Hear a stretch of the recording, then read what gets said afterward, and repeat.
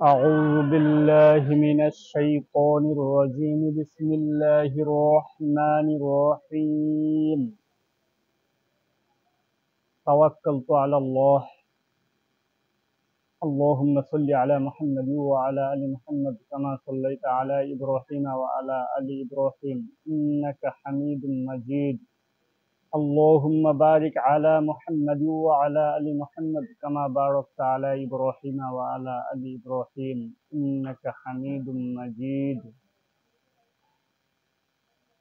আমরা যে মুসলিম বা আমরা যে জাতি হই না কেন আমাদের প্রয়োজন সঠিক সরল পথ।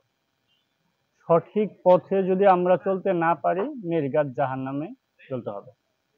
তাহলে সঠিক সরল পথ ব্যতীত দ্বিতীয় কোনো পন্থা মানুষের জন্য নেই।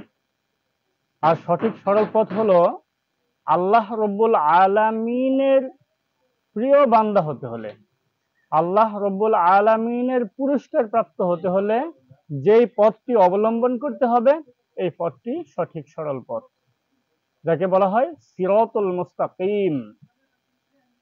এজন্য সঠিক সরল পথ পাওয়ার জন্য আল্লাহ রব্বুল আলামিন আমাদেরকে একটি দোয়া, বলতে গেলে পূর্ণাঙ্গ সঠিক পথ পাওয়ার জন্য একটা নিয়ম পদ্ধতি, কোন নিয়মে আমরা সঠিক সরল পথ পাবো এটা আল্লাহ রব্বুল আলামিন আমাদেরকে সহজেই দিয়ে দিয়েছেন। এটা সূরা ফাতিহা। যেমন সূরা ফাতিহা আমরা নামাজ পড়ি, প্রত্যেক নামাজে এটা প্রত্যেক রাকাতে রাকাতে পড়ি, কিন্তু আমরা যদি জেনে বুঝে পদ অনুসারে যদি আমরা আমাদের জীবনকে সাজাতে পারি তাহলে আমাদের সঠিক পথ পাবো। এই সঠিক পথের সিস্টেম বা পদ্ধতি আল্লাহ এভাবে শিখিয়ে দিয়েছেন। যিনি মহান স্রষ্টা, যিনি যাকে খুশি করতে হবে, তিনি যদি একটা সিস্টেম শিখিয়ে দেয় যে এই সিস্টেমে যদি আমার কাছে চাও তাহলে আমি তোমাদের উপর রাজি খুশি হয়ে যাব, তোমাদেরকে সঠিক সরল পথ দিয়ে দেব, তাহলে আমাদের এই পথটাই অবলম্বন করা উচিত। যেমন সূরা ফাতিহা বলা হয়েছে আলহামদুলিল্লাহি রাব্বিল আলামিন। আমরা এটাকে শুরু করব সেই মহান রব্বুল আলামিনের প্রশংসার দ্বারা। এই দোয়াটা যখন একটা মানুষের বা যে কোনো একটা কারো প্রিয় হতে হলে তার প্রশংসাটা বলা, যে প্রশংসা করা, এই শিক্ষাটাও এটার মধ্যে, এই সূরার মধ্যে আল্লাহ রাব্বুল আলামিন দিয়ে দিয়েছেন। যেমন আলহামদুলিল্লাহি রাব্বিল আলামিন, সমস্ত প্রশংসা ওই রব্বুল আলামিনের যিনি সমস্ত জাহানের প্রতিপালক।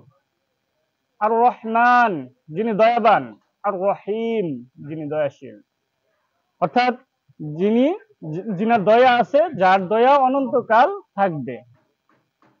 মালিকি ইয়াউমিদ্দিন, যিনি প্রতিদান প্রতিফল দিবসের মালিক। এখানে ইয়াকা না'বুদু, এবং আমরা তোমারই ইবাদত করি, দাসত্ব করি, গোলামি করি, বা তুমি যা দিয়েছো, তুমি আল্লাহ রব্বুল আলামিন, আমাদের মনের ইচ্ছাটা থাকবে আল্লাহ রব্বুল আলামিন আমাদেরকে যেই নিয়ম পদ্ধতি দিয়েছেন, যেই নিয়ম পদ্ধতিতে আল্লাহর হুকুমকে মানার আদেশ দিয়েছেন, যেই নিয়ম পদ্ধতিতে আল্লাহর হুকুম, যা আল্লাহর হুকুমের বাইরে আছে, যা নিষেধ করেছেন তা বর্জন করার সিস্টেম দিয়েছেন, সকল কিছু মেনে চলার নামই না'বুদু, গোলামি করা। ইয়াকা না'বুদু, আল্লাহ কি বলতেছি আমরা? না'বুদু, না'বুদু, আমরা তোমার গোলামি করি। ও ইয়াকা নাস্তাইন, এবং তোমার কাছে সাহায্য চাই। ইহদিনাস সিরাতাল মুস্তাকিম, আমাদেরকে সঠিক সরল পথ দেখাও। সিরাতাল লাযিনা আন'আমতা আলাইহিম, যে পথে চলে তোমার নিয়ামত প্রাপ্ত হয়েছে আমাদেরকে সেই পথে চালাও। ইহদিনাস সিরাতাল মুস্তাকিম সিরাতাল লাযিনা আন'আমতা আলাইহিম। এখন দেখেন সঠিক সরল পথটি কোনটি?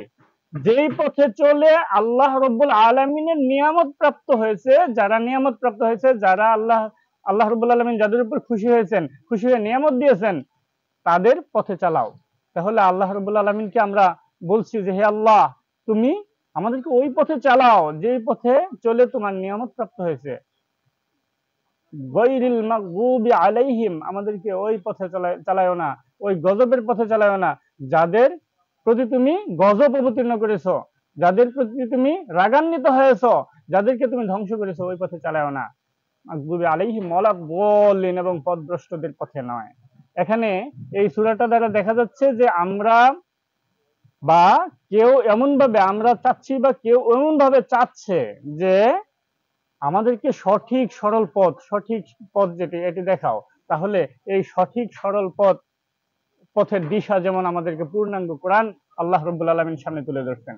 এটা দ্বারা তাফসিরে বা এমনও হতে পারে যে হযরতে মুহাম্মদ মুস্তাফা আহমদ মুস্তাফা সাল্লাল্লাহু আলাইহি ওয়াসাল্লাম যেই 40 দিন হেরা পর্বতের গুহায় ছিলেন, তখন এই দুনিয়ার অবস্থা দেখে যে এই মানুষ আইএমএ জাহেলিয়াতের মানুষ এত নোংরামি কাজ করছে, এত খারাপ করছে, এত কিছু করছে, তারপরেও তারা আবার কাপড় চোপড় খুলে একদম উলঙ্গ ভাবে কাবা শরীফের ভিতরে মূর্তি রেখে ওইখানে গিয়ে তাওয়াফ করলে নাকি তাদের গুনাহ মাফ হয়ে যায়, প্রতিফল তারা পেয়ে যায়, যে খারাপ যা খারাপ করছে তা মাফ হয়ে যায়।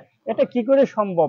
এই জন্য হযরত মুহাম্মদ সাল্লাল্লাহু আলাইহি ওয়াসাল্লাম এই দুনিয়ার এত কুৎসিত নোংরামি দেখে তিনি কখনো চিন্তা করতে পারেননি যে এটাই পবিত্র হতে পারে, এটাই আমাদের রবের হুকুম হতে পারে। তিনি কল্পনা করতে না পেরে তিনি এই লোকালয় ছেড়ে পর্বতে চলে গেলেন, হেরা পর্বতের গুহায় চলে গেলেন। তিনি হয়তো চিন্তা করলেন যে যিনি এই সমস্ত নিখিল বিশ্ব এত সুন্দরভাবে সৃষ্টি করেছেন, যার মধ্যে কোনো ভেজাল নেই, যার মধ্যে কোনো প্রকার ত্রুটি নেই, তার প্রশংসা না করে পারছি না। তাই তিনি বললেন আলহামদুলিল্লাহ, যে রব্বুল আলামিন, যে আল্লাহ এত কিছু সৃষ্টি করেছেন এত নিখুঁত ভাবে, তার প্রশংসা না করে পারছি না। আর রহমান, নিশ্চয়ই তিনি হবে দয়াবান, আর রহিম, নিশ্চয়ই তিনি দয়াশীল হবে। ব্যতীত এত সুন্দরভাবে সৃজন করছে, যারা পাপ করতেছে তাদেরকেও খাওয়াচ্ছে, যারা ভালো করতেছে তাদেরকেও খাওয়াচ্ছে। তাহলে আল্লাহ রাব্বুল আলামিন নিশ্চয়ই, তিনি যদি দয়া না থাকতেন, তিনার দয়া যদি অনন্তকাল না থাকতেন, তাহলে এটা করতে পারতেন না। তাই তিনি হয়তো এভাবেই বলতে পারেন যে আর রহমানির রহিম, তিনি দয়াবান এবং দয়াশীল। মালিক ইয়াউমিদ্দিন, এখন এই মালিক ইয়াউমিদ্দিন যে যারা যেই কাজটাই করছে কাফেররা বলতেছে যে এই আমাদের